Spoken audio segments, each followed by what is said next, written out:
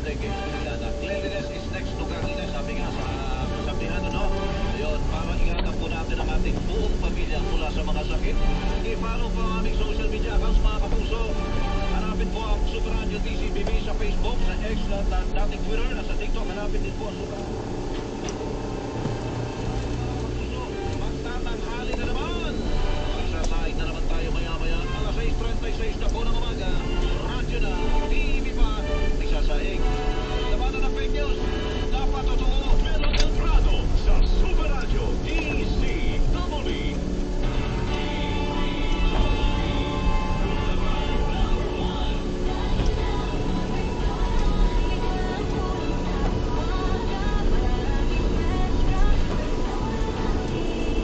Sabi ng Bini, huwag nagsulat lagi.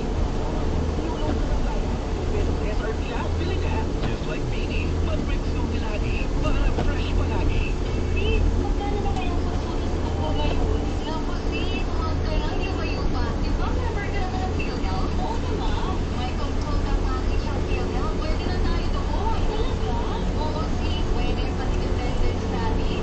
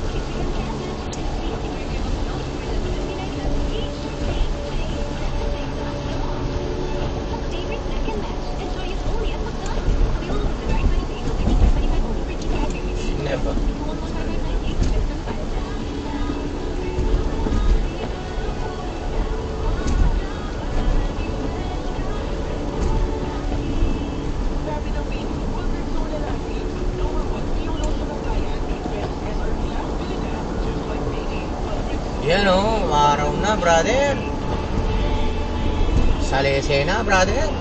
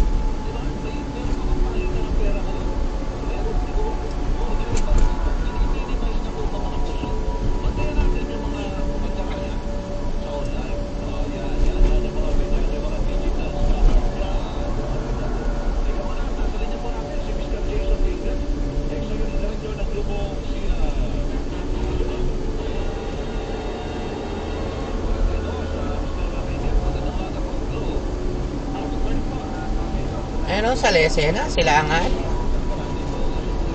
And mumurang Kenny, Santa Rosa, mumura. Nakamanalo ka. Eh, makanyang, brother.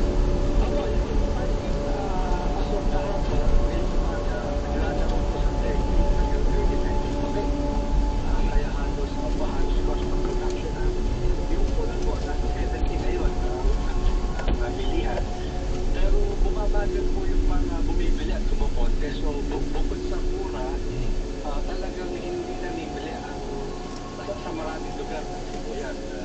Kaya po nung binapakit nyo kanina, may suspect yung mga farmers, baka pupulan yung mga bodega.